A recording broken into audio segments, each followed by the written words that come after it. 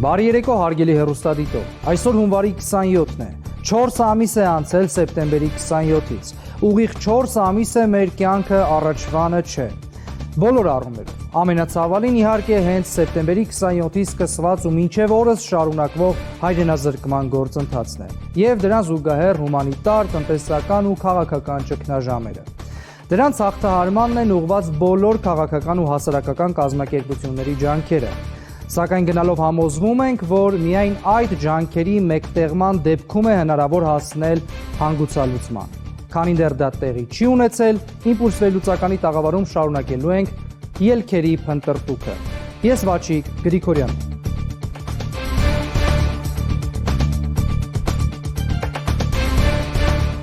Տաղավարում կզրուցենք գյուղատնտեսության նախկին նախարար, Հայ հեղափոխական դաշնակցություն կուսակցության Հայաստանի գերագույն մարմնի անդամ Արթուր Խաչատրյանի հետ։ Բարև ձեզ, պարոն Խաչատրյան, շնորհակալ եմ հրավերն ընդունելու համար։ Շնորհակալություն հրավերին։ Պարոն Խաչատրյան, քաղաքական տեխնոլոգիաները ճիշտ է, շատ բազմազան են եւ ճկուն, սակայն որպես կանոն մասշտաբային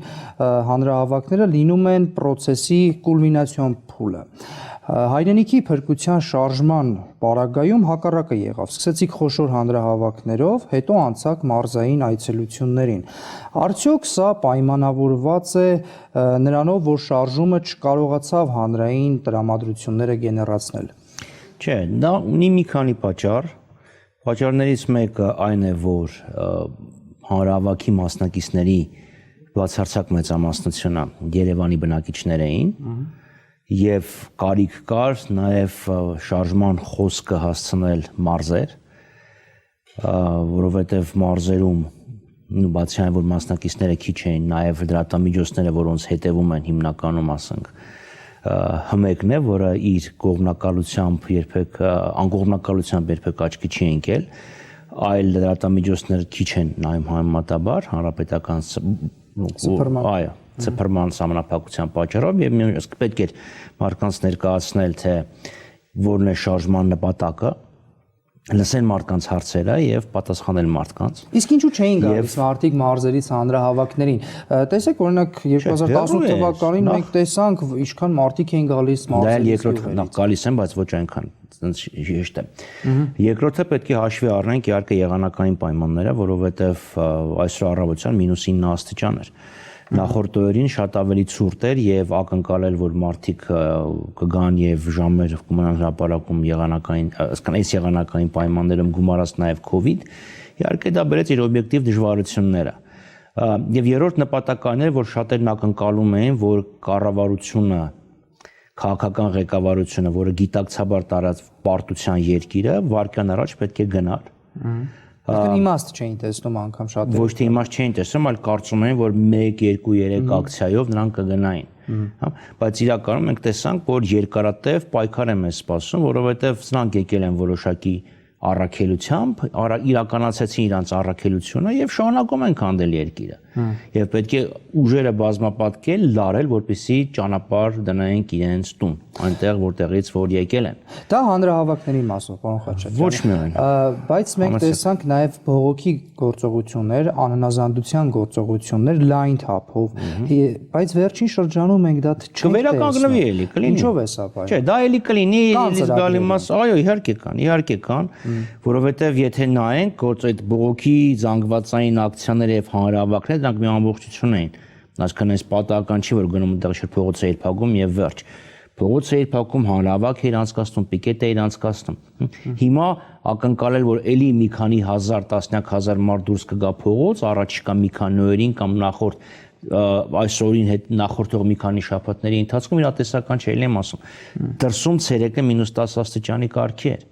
Հասկանալի։ Հիմա եղանակները նորմալ կնորմալանան եւ մենք դրա մեջ ենք արդեն սկսում է եղանակների տաքնալ եւ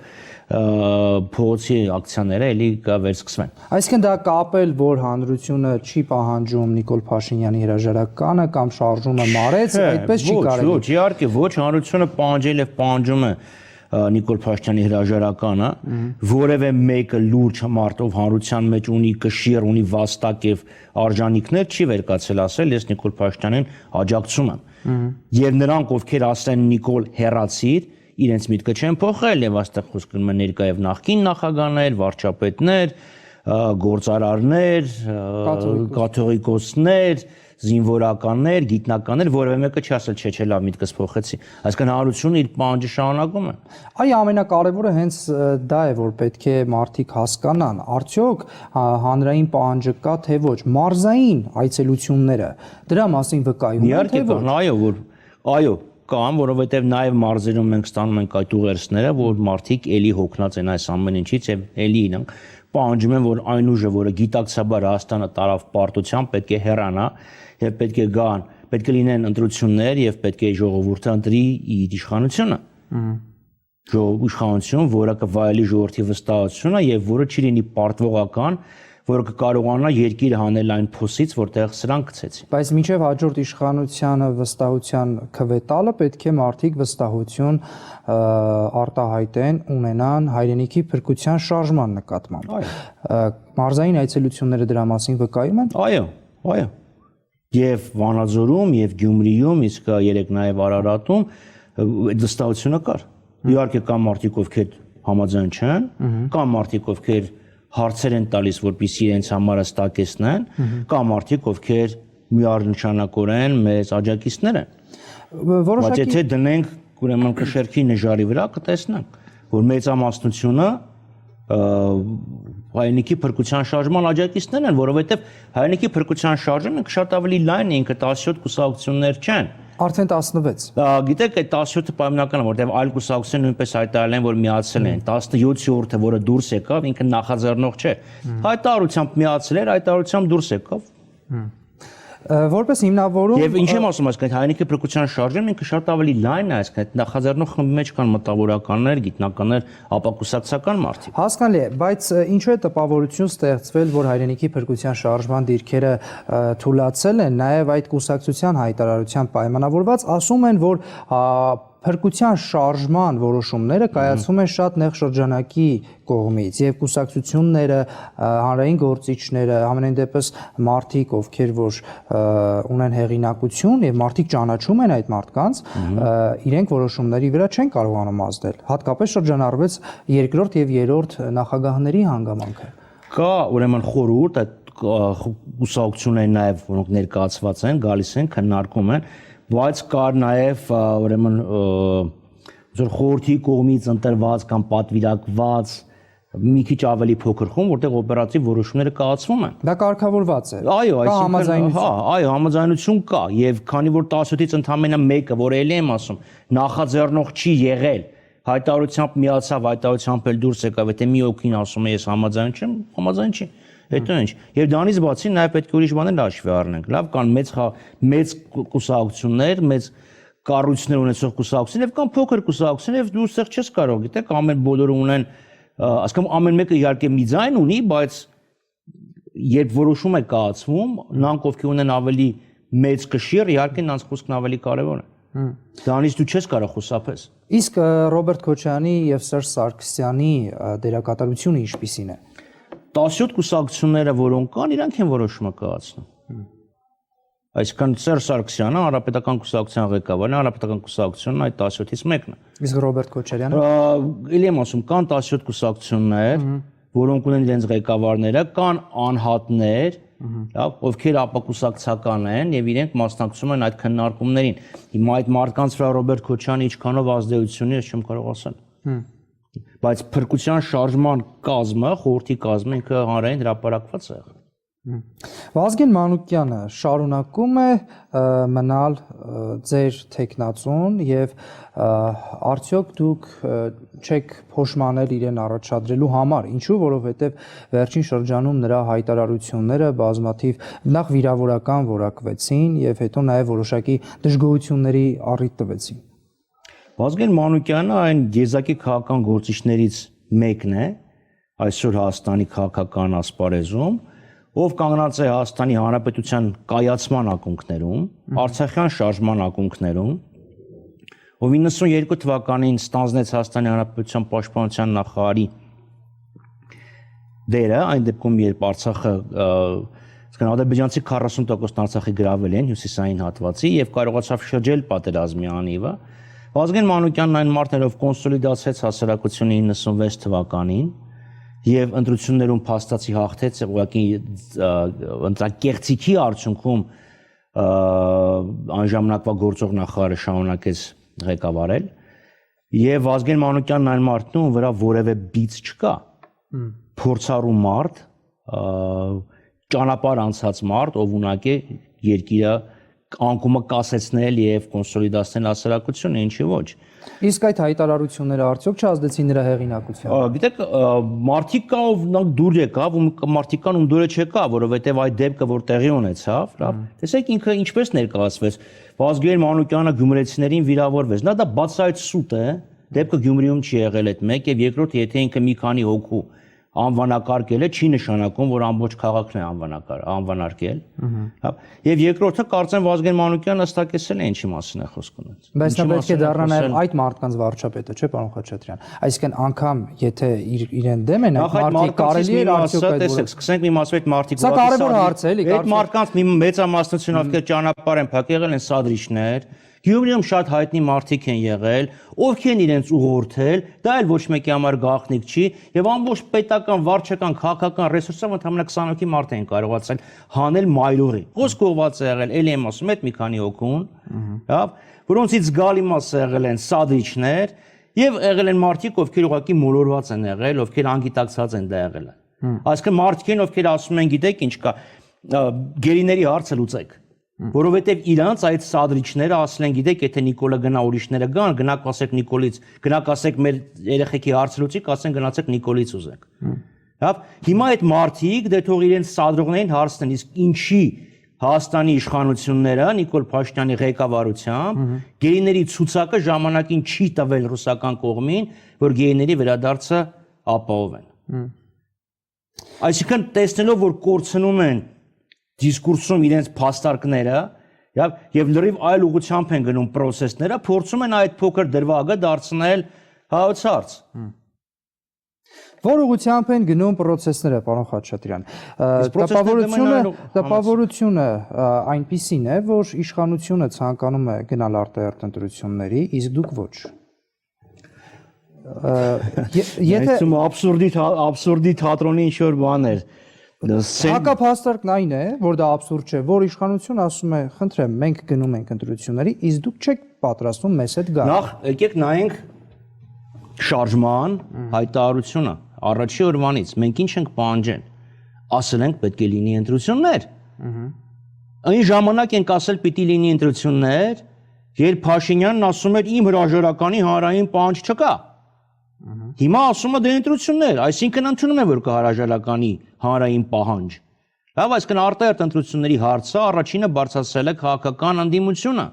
կուսակցություններ, մտավորականներ, այսինքն հայրենիքի փրկության շարժումը։ Դուք կասկածի տակ եք դնում, ինքն էլ ասում եք եկեք կասկածները փարատենք։ Կասկածի տակ մեր շարունակեմ հետո միտքը զարգացնեմ։ Լավ, այսինքն ասացինք պետք է լինի ընտրություններ, պետք է ձևավորվի ժամանակավոր կառավարություն, որը կլինի անաչառ Կառավարության ղեկավարը չի ունենա քաղաքական այլ ամբիցիաներ, այսինքն վերարտադրման խնդիր չի ունենա, եւ այդ ժամանակավոր կառավարությունը թող կազմակերպի ընտրություններ։ Ինչու ժամանակավոր կառավարությունն է ոչ թե Նիկոլ Փաշինյանը, որովհետեւ մեկ Վազգեն Մանուկյանը երբեք ընտրություն չի կեղծել, ինքը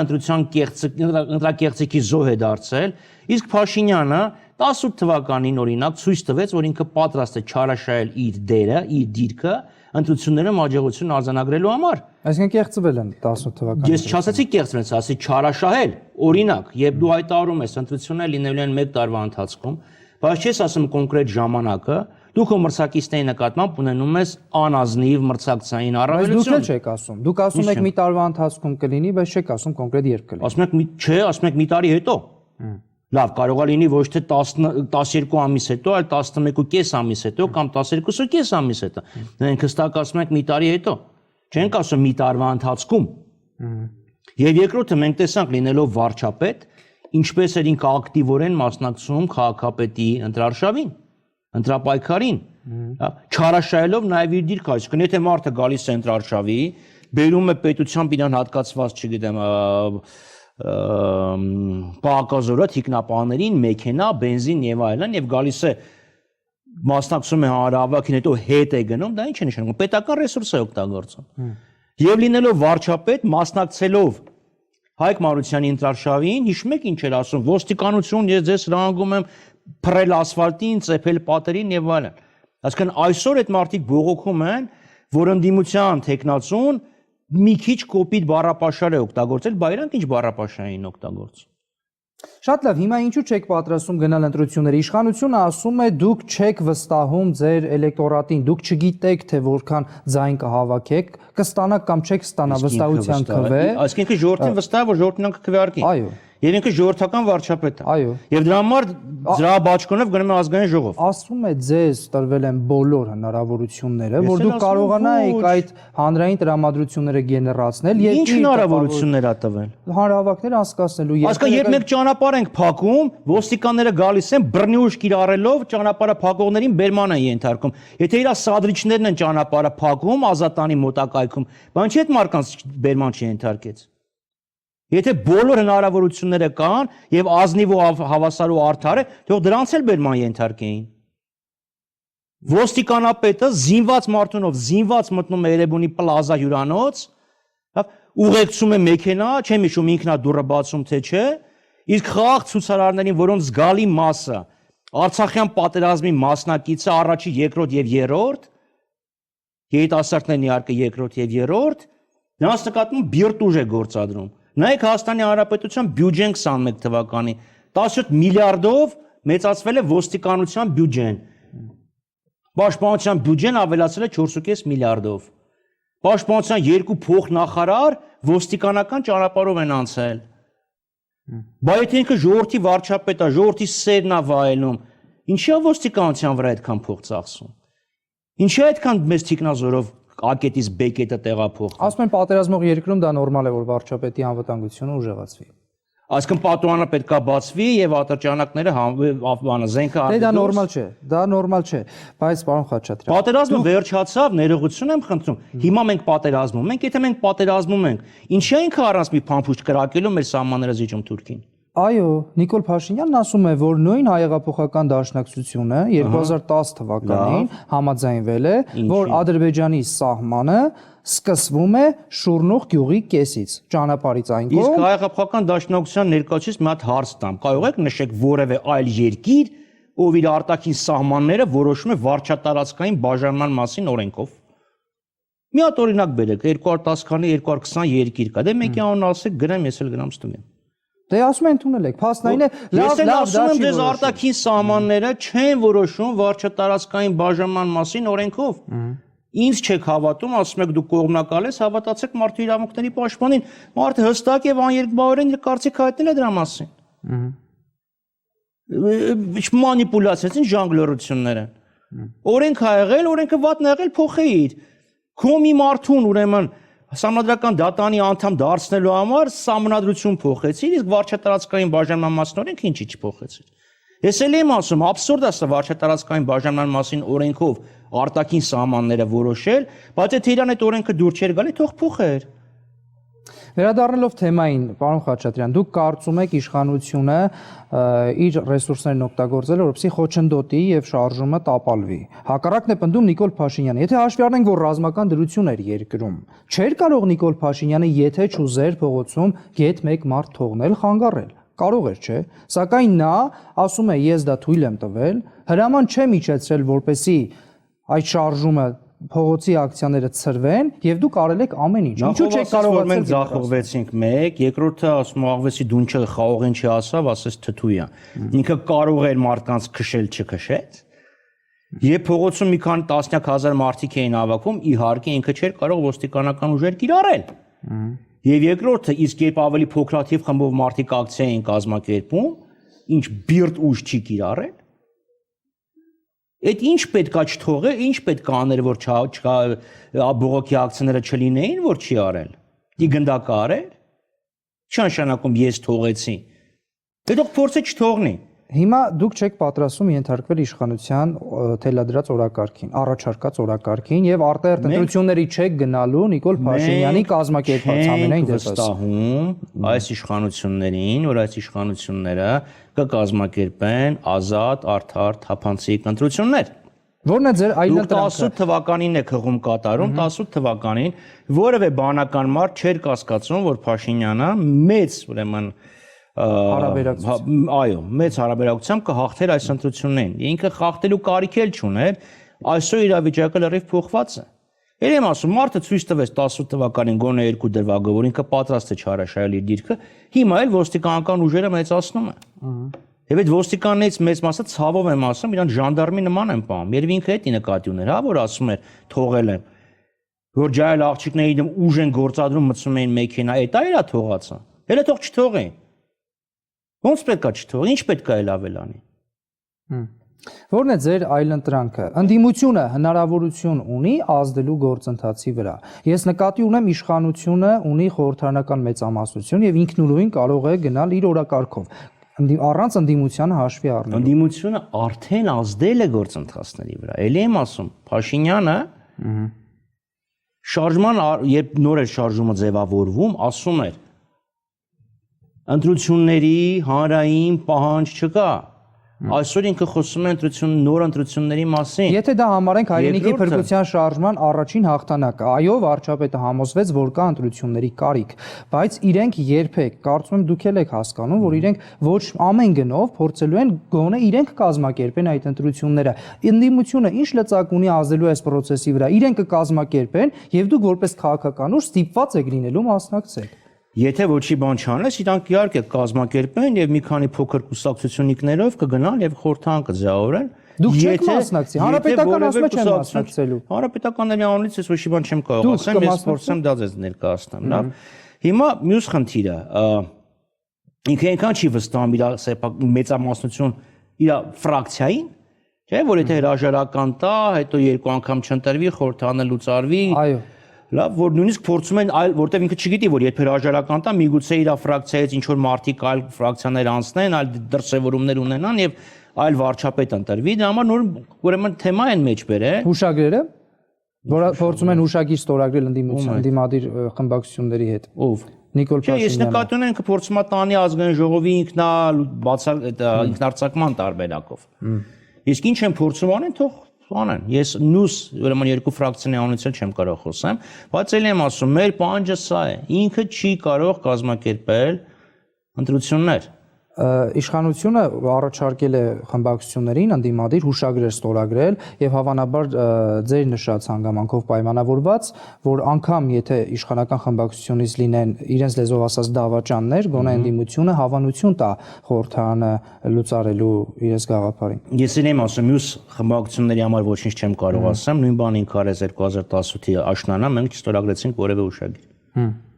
Մենք ունենք մեր մոտեցումը թվացյալ պասիվության պայմաններում հաջողություն արձանագրում ենք եւ իր այս նախաձեռնությունը, որ խորհրդարանը ինքն արձակվի,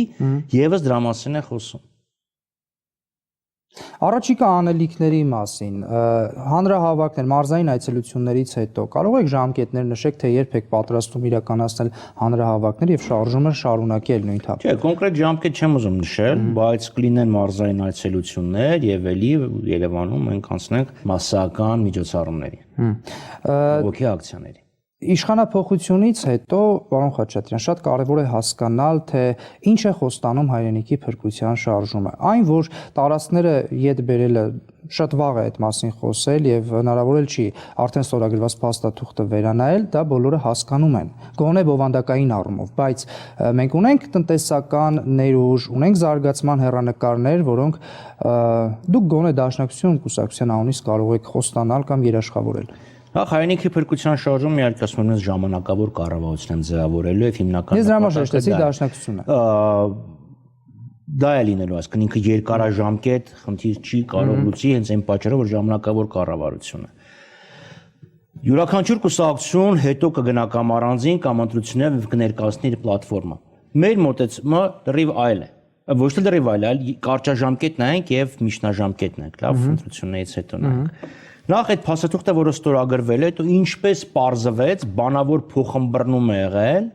եւ մենք սկսեցինք զիջել այլ տարածքներ։ Այսինքն գոնե բանավոր փոխըմբռնում մեր եւ Ալիևի միջև չկա եւ ինքը չի կարող բանավոր փոխըմբռնման վրա հղում անելով պահանջել տարածքների վերադարձ։ Փաշինյանը չէր կարող պետության անունից բանավոր փոխհմբռնման հասնել։ Բանավոր փոխհմբռնումը պետք է միտեղ ֆիքսված լինի, Որովհետեւ կա եւ չի հրապարակվել։ Ուրեմն դա բանավոր չի։ Դա ուրեմն պետք է ասի, որ կա գաղտնի փաստաթուղթ, որտեղ որևէ մեկը մեզանից չգիտի, թե Մոսկվայում գինու գավաթի շուրջ էլ ինչ բանավոր փոխհմբռնում ա եղել Ալիևի հետ։ Այսինքն գոնե մենք կկասեցնենք անկումը, չենք թողի, որ դրացուցիչ զիջումների գնա Հայաստան ինչ որ բանավոր փոխհմբռնումների արդյունքում, կբարելավենք մեր հարաբերությունները դաշնակիցների հետ եւ հիմնականում առաջի հերթին իհարկե Ռուսաստանի հետ, որովհետեւ այս ձախողված բանակցություններից հետո նայեք Ռուսաստանի կողմից քանի հատ հարված է եկել Հայաստանին։ Բանակցություններից հետո էլ եմ ասում, որ սրանք փորձեցին ներկայացնել որպես հաջողություն։ Նախ Պապովը վեր կացավ, Ռուսաստանի համանախագահը վեր կացավ եւ ասեց նման բան չկա, թե իբրև թե Ռուսաստանն ասել 5+2 7 շրջան հանձնեք առանց գեյների մասին, ներողություն առանց կարգավիճակի մասին խոսելու։ Արայվազյանը հաստատեց դա։ Արայվազյանը ասել ցույց է տալիս կառավարության ներսում թե ինչ խնդիրներ կան, արդեն կառավարությանցում։ Ընդ որում խնդրեմ հաշվի առեք, Փաշինյանը իր այդ հոդվածը գրել էր մինչև բանակցությունները։ Պապովի արձագանքը եղավ բանակցություններից հետո մյուս խնդիրը Լավրովն արդեն ասեց գերիների մասին եք խոսում, Հայաստանի իշխանությունները դեռևս մեծ գերիների ցանկ չեն տրամադրել, ուշացրել են։ Այսինքն գոնե Հայաստանի Հանրապետության նոր իշխանությունները այնքան սրտացավ կգտնվեն եւ այնքան պրոֆեսիոնալ կգտնվեն, որ գոնե գերիների ցանկը ժամանակին կներկայացնեն, ոչ թե չեն ներկայացնել, այլ կասեն դա խորհրդապահական բնույթ ունի։ Կամ էլ կասեն զոհերի թիվը պետական գաղտնիք է։ Հետարքին այդ որտեղից որոշեցի, որ դա պետական գաղտնիք է։ Պետական գաղտնիքի մասին օրենքում այդ մասին կարծեմ չկա գրված։ Եթե լիներ, նշանակի նախորդ բոլոր հայտարարություն անողները պետքա դատվեին։ Չէ, որովհետև հայտարարությունները արվել, անունները տրվել։ Շատ լավ։ Վերջի փոխհատուցում պետք է տան ընտանիքներին։ Հասկանալի է, եթե չեմ սխալվում, այդ գործընթացը սկսված է արդեն, փորձում են փոխհատուցումները բնականաբար, իհարկե, դա օրենքի պահանջ։ Դրանից բացի, պարոն Խաչատրյան, հետարքիր է տնտեսական զարգացման ներուժ Հայաստանի Հանրապետությունը հիմա ունի թե չունի։ Այո, ունի, դրա համար պետք է վարել ակտիվ տնտեսական քաղաքականություն։ Սա մասին մենք խոսում էինք երևի նախորդ Հայաստանի անկախությունից ի վեր միշտ խոսել ենք, որ Հայաստանի իրար հաջորդող կառավարությունները վայել են լիբերալ, նեոլիբերալ, մոնետարիստական քաղաքականություն, պետական դերը տնտեսության մեջ նվազեցրել են, գնացել է սեփականաշնորհում,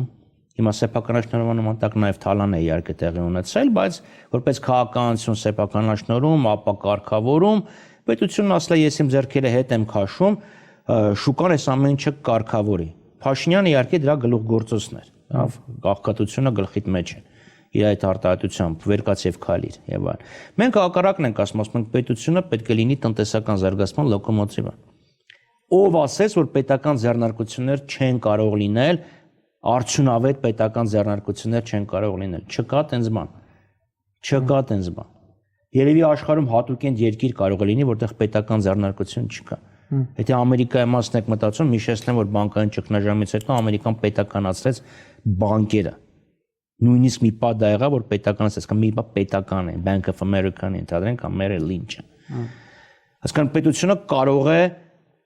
եկամտաբեր ձեռնարկություններ ունենալ։ Տարածքներում, որտեղ մասնավոր բիզնեսին ծեծեսել չի գնա, պետությունը պետք է աշխատատեղեր ստեղծի։ Պետք է պրոտեկցիոնիստական քաղաքականություն իրականացվի սեփական բիզնեսի նկատմամբ, արտադրողների նկատմամբ, այլ ոչ թե ասեն Ադրբեջան ապրանք կվաճառենք, ադրբեջանցիք ապրանք կվաճառեն Հայաստանում։ Ինչ է վաճառելու Ադրբեջանը։ Իսկ Ադրբեջանը կարող է իր գյուղատնտեսական ապրանքը Հայաստանում վաճառել։ Նայեք Ադրբեջանն ինչքանով է սուբսիդավորում իրենց գյուղատնտեսությունը, որքանով է մենք սուբսիդավորում մեր գյուղատնտեսությունը։ Ճանապարհների ապաշրջափակումը, այլ կերպ ասած, Ադրբեջանի օրակարգի այդ ռեալիզացման գործընթացը կարող է նոր տնտեսական հեռանկարներ ստեղծել։ Ես որ երիտասարդ եմ, մի կինո կար Չելենտանուն էր խաղում, կոչվում էր Բլեֆ։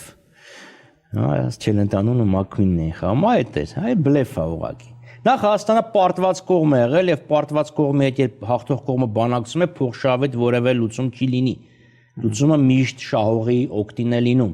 Մենք կարող ենք գտնել այդ Ես ուզում եմ հասկանամ, ուզում եմ տեսնեմ այն մարդուն, ով Երևանից կնստի գնացք, Նախիջևանով կասնի Մեղրի, կանցնի Ադրբեջանի ամբողջ հարավով կգնա, Բաքվով կասնի եւ ապահով կիշնի Դերբենտում։ Ես եմ տեսնել են բիզնեսմենին, են գործարարին, ով իր բեռները այդ ճանապարհով կարտանի Մախաչկալա։ 3 տեսեք Վրաստանի տարածքում ադրբեջանցիք ինչ արեցին հայկական բեռնատարների հետ, Մարնեոլում։ Հիմա ում աչքին են թոզ փչում։ Դա Ադրբեջանի պահանջներ եւ Հայաստանի իշխանությունները, պարտված իշխանությունները գլխիկոր ենթարկվեցին այդ պահանջին։ Նայեք վարչապետի արտաքինին այդ բանակցությունների ժամանակ եւ հետո, այսինքն պարզը չէ որ ինքը ստորագրել է մի բան, որը Հայաստանի շահերից չի բխում։ Եթե Հայաստանի շահերից է բխում, գոնե մի հատ ժպիտ կլիներ դեմքին։ Դե ընդունեց որ Հայաստանի թիվ 1 օրակարգը գերիների քննարկումը դա իդեպ Ռուսաստանի եւս մի ապտակ էր, որովհետեւ ամսի 11-ին տեղի ունեցան բանակցություններ, հիշում եք։ Ամսի 8-ին Փաշինյանը Facebook-ում գրառում է անում, որտեղ ասում է, որ գերիների եւ կարգավիճակի հարցը կարեւոր է։ 2 օր հետո ամսի 10-ին ոչ միայն կարևոր է, առանց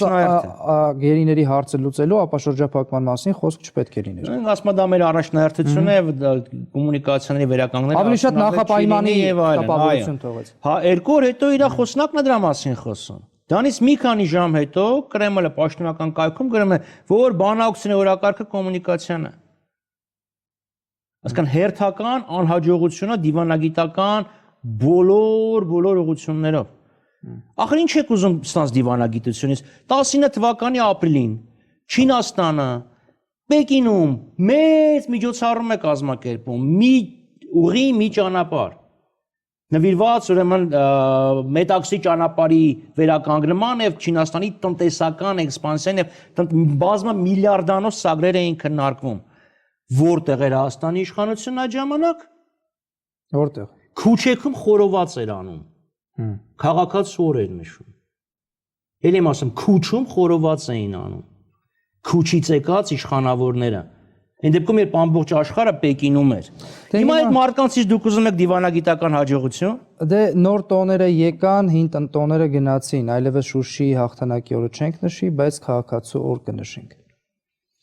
Շուշիի հաղթանակի օր կնշեն նրանք, ովքեր չեն կորցրել հույսը, որ Շուշին կմնա Ադրբեջանում, ովքեր համաձայն չեն այն մտքի հետ, որ Շուշին դժգույն ու դժբախտ քաղաք է, ովքեր համաձայն չեն այն ցնդաբանության հետ, որ Շուշին ադրբեջանական քաղաք է եղել։ Իրանց համար Շուշին գլխացավանք էր, դա համար իրանք չեն նշի։ Մեր համար Շուշին մեր հաջողությունն ու մեր հաղթանակն է։ Մենք մեր հաղթանակի տերն ենք եւ մենք երբեք չենք հաշտվի ստեղծված իրավիճակի հետ։ Իսկ իրանք թող Քուչեքում խորոված անեն։ Վերջին հարցս վաղը հունվարի 28-ն է մեր բանակի կազմավորման օրը։ Դաշնակցությունը ինչպես է պատրաստվում այդ օրը նշել ասեմ, չգիտեմ, անցկացնել։ Մենք իհարկե հասկանում ենք, որ մեր բանակը այսօր իր լավագույն ժամանակները չի ապրում, որտեղ վերջի պատերազմը շատ ծանր էր եւ բանակը անհաջողություններ արձանագրեց, մեղմ ասած, բայց բանակը պատերազմ, որը հատուկ սանձազերծվեց, որպեսզի մենք պարտվենք եւ բոլոր փաստերը, որ իրար կողք ես դնում, ես դա է ցույց տանի։ Այսինքն պատերազմից առաջ ասել, եկեք համաձայնվենք, որ ինչ է լինի, մեզ պարտված չենք համարելու, հետո էլ պատերազմի վերջում ասել, դե մի հատ դժգույն քաղաք ենք տվել էլի ընդհանրապես։ Հա, բայց բանակը մեր պետության, մեր ազգի գոյության միակ երաշխավորն է եւ բանակը մեր բոլորի սիրո եւ հոգացության կենտրոնում է եւ օգտվելով առիթից ես ցանկանում եմ շնորհավորել մեր զինվորներին, պայմանագրայիններին, աշխարհազորայիններին, կամավորականներին, ենթասպաներին, սպաներին եւ գեներալներին էսել կանցնի։ Շնորհակալ եմ հետաքրքիր զրույցի համար։ Ձեզ շնորհակալություն։ Այսօրվա համար այսքանը հարգելի հեռուստադիտողներ, շարունակեք հետևել մեր հաղորդած իմպուլսներին, նաև վաղը։ Առողջ եղեք եւ անվտանգ։ Հաջողություն։